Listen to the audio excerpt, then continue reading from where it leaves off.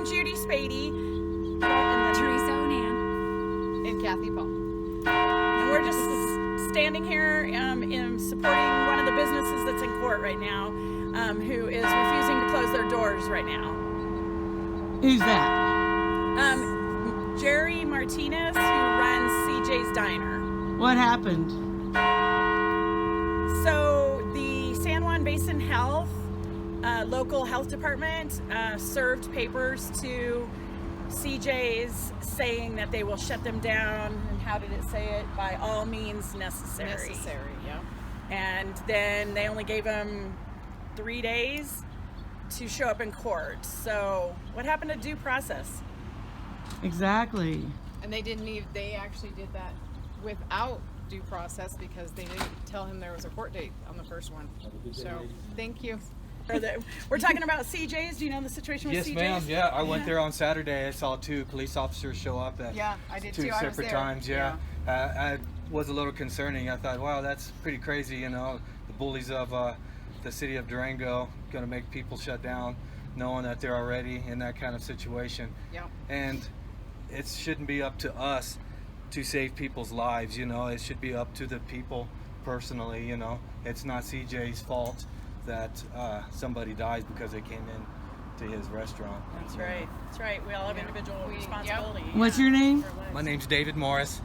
Yeah, and he brought up a good point too, that I said it was San Juan Basin Health, but it's San Juan Basin Health and the city of Durango and through the county sheriff. The county sheriff is the one who served the papers to CJ's. Yep. And I was there on Saturday because I was supporting the business on Saturday morning on my birthday. And they came and served papers, but there was patriots out in front and stopped them from trying to chain the door or anything. So they just were able to serve the papers to him and walk away. So Sean Smith is a sheriff, right? Yes. What's your position on his as an elected position at this point? So Sean Smith, the county sheriff, it is an elected position, as you said. So we, the people, actually have a voice with the sheriff's department, and we should be expressing our voices of concerns, like that gentleman that we just spoke to. And if anybody has any concerns about this or thinks it's not right, then they should be sending emails or contacting him in some other way to express those concerns. Otherwise, we don't have any voice. So we do have a voice since he's an elected officer. And I think what the businesses are frustrated with is he's the one that wants to issue these papers, and they keep saying, well, send Sean Smith over instead of his minions, but he won't do it. So I think the message of we the people to Sean Smith is, if he wants to do this, he needs to have the guts to show up himself and serve these papers instead of using his little deputies. Okay, so the morning on Saturday, from what I understand from the patriots, they were standing outside his door, CJ's door, at CJ's, sorry, were that Sean Smith did come by and he saw everybody out there and he left. So really? He did not come in and talk to him because he saw all the people. He left and then sent the other 2 officers I later. did not know that. I was there early in the morning, and when we were all, having our kind of patriot talks and stuff like that, and then I had to leave. But I knew that the deputies came back several times. And that was about 10 o'clock when they came back, but I was told that morning that he actually came up and was going to turn in, and he did not turn in because he saw everybody there, and he just sped up the hill towards the college. So. Wow. Yep. Wow. And then one of the Durango Police Department officers came over when I was there, and we all stood in solidarity with our arms together in front of the door holding up a banner that says Business Lives Matter. And he came over, and we weren't sure what was happening at that point in time. And he said he just came over because he just wanted to thank us all for being there. And he was very cordial and very nice, and we just appreciated him. And he said that he was just thanking us for standing up for our rights and for being there for CJ's. Do you know what was going on in here with the courts, where CJ's Diner is in court right now because they're trying to shut him down? Yes. Yeah. What are your thoughts on that? My thoughts on that is that I respect and admire Jerry Garcia a lot. I bear to call him a friend, and I think he's been wrong. I think that COVID in our country has killed, 285,000 people in just a few months. I think that my personal freedom is compromised every day when I stop at a stop sign when I pay my taxes. I think this minor compromise is justified to put the hardship on our businesses, I know, but we have the hardship on our community.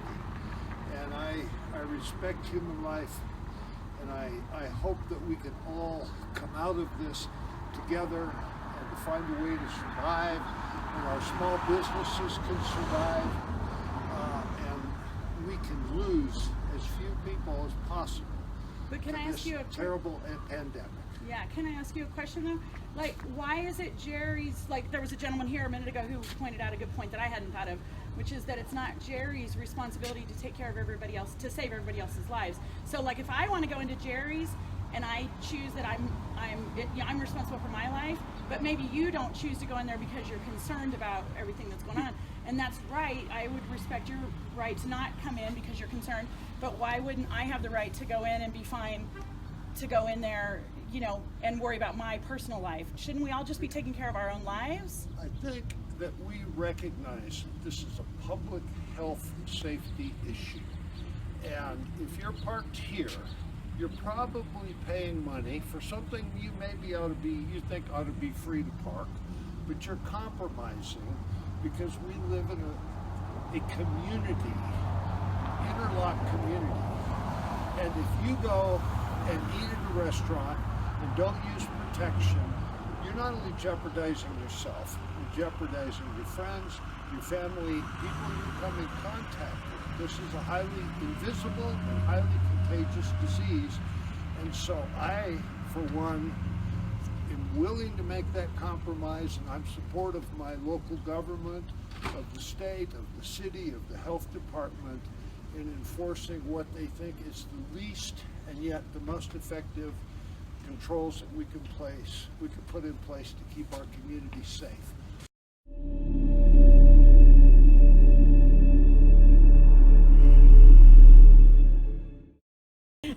So we are just standing here expressing our right to assemble and our freedom of speech, and we should all be able to do this. I do want to say that unfortunately the county commissioners a few years ago changed a county ordinance code saying that we only have the right to freedom of speech in certain parts of the county, and that we do not have the right of freedom of speech in some parts of the county, including here. And that's why, if you'll zoom over to there, if you notice they have that little public gathering area over there. So they're basically telling us that when we come here, that's the only place that we have freedom of speech, but we do not have freedom of speech here. That's why we're standing here, not there. Corral over there. And then there's another corral over there for the media, like you. So you're not supposed to be standing where you are. Your media is over there. And isn't that interesting that the media has to be there, the people has to be here, separated. And so really corral us in like cattle, and that we violate our rights completely. And I founded an organization called Free Counties years ago, and we exposed the county commissioners when they changed that county ordinance. And they also did it for Second Amendment. So same thing. They say that you do not have Second Amendment rights in these parts of the county. So you can check it out where we exposed them. Excellent. But crazy. So I noticed you're not wearing masks. Why not? I don't believe in it. I do have a health and I have a religious supporting my thoughts on the no masks. It can cause a lot of problems with my own health and everybody else's health, and it's killing people with the things that come up with the mask. Not COVID. They're dying of other things. So I can say that. Yeah, bacterial infections from the masks. And they knew that from 1918. Yeah. You're supposed to change out your mask every 2 hours, and nobody's doing that. So they're breathing in the same air. And it's giving kids strep same throat bacteria. and schools. Yeah. And there's a nurse that actually. I'm sorry. From my view, and it's kind of an officer safety thing for me. So that's actually for exactly what you're doing, or on the sidewalk, or any Oh, PLC. sure. We'll move from here, but we're not going to go in the free speech zone, because we should have freedom of speech anywhere, right? That's why I just can't see. Oh, sure, because you got to be able to see who's coming in. Right We'll move on. over to No, this side. we Thank certainly you. respect that. Absolutely. Thanks for asking us, or letting us know. We don't want to impede your view of that. Yeah. Thank you. So that's good that they're not trying to enforce the free speech zones over there, because they're illegal. They're illegal. Yeah. just like a mask. Yep, It's yeah. illegal. It's not a law. It's just a guideline. And cloth masks are not going to do what you need it to do. It's not going to stop anything. You need an N95 mask, and you need it fitted, and nobody's fitting them. So that's the only thing that's going to stop an actual virus from coming to get you. So, and there's a lot of people with masks, including our governor, Polis, that actually got COVID, and so did his husband or partner or whatever you want to call him. So he got COVID also, and they both wear masks. So it's not, there's no reliable information on this. It's So. not about health and safety. It's No. all about control. Yep. And everybody in Colorado needs to understand that the masks are a complete violation of Article 2, Section 7 of the Colorado Constitution, which protects your privacy rights. And if you don't believe that you have privacy rights and that you must wear a mask, then you don't have privacy rights over any part of your body, and you might as well line up and let them inject you with heroin or whatever they want to do, because you're basically saying, I have no right to my own body. Yep. So everybody needs to understand Article 2, Section 7 of the Colorado Constitution, the Colorado Bill of Rights. I had a freshwater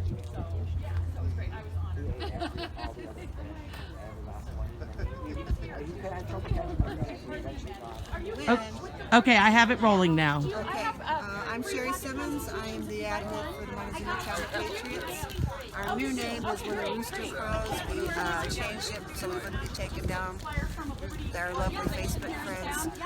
We have a wonderful group in Cortez. Our numbers go up and down. I think depending on, everybody's a little bit weary. This has gone on so long, but we're some steadfast, loyal patriots in Cortez, and I'm so proud of every one of them. I started this page and I didn't realize it, but it was on the 4th of July, and it's prayer, and it's God-driven, God-inspired, 100% God behind us and what we're doing. And that's pretty much my story with the Patriots. Oh, and we are every Saturday at the U Cafe at 9 o'clock. We've been doing this since May 16th, I think. But every Saturday we meet at 9, we write at 10. We have our flags up, our music going, and we have a prayer, national anthem, and the Pledge of Allegiance that we ride the streets of Cortez. Were you there when I was had to have haircuts? I am Russ Longfellow, and this is my son Greg Longfellow. And what do you want to talk about today? We're just here in support of Jerry there. Also, this mask thing and all the other things that we can protest over. Great. Yeah, and I just learned today about the protest here for Jerry and what it was about, but just the whole COVID restrictions and everything. It's been my prayers for a while, and I'm just looking forward to seeing some intervention someday. So. So what I want to say is, right now, as a community member, I'm encouraging every other community member to stand up for our small businesses, stand up for our community, stand up for our own individual rights. Because we have to tell these people enough is enough. We, the people, have rights. We have our First Amendment rights, we have our Second Amendment rights, and so on and so forth. And we have to keep fighting for them and saying we're not going to back down. Perfect. What's your name? Lisa. Hi, Lisa. Thank you. You're welcome.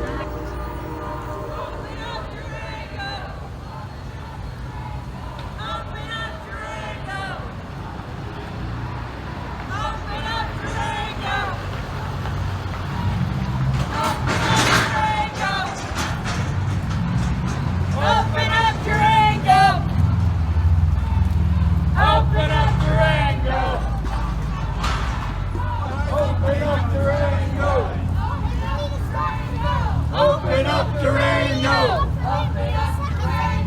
Open up Durango! Open up Durango! Open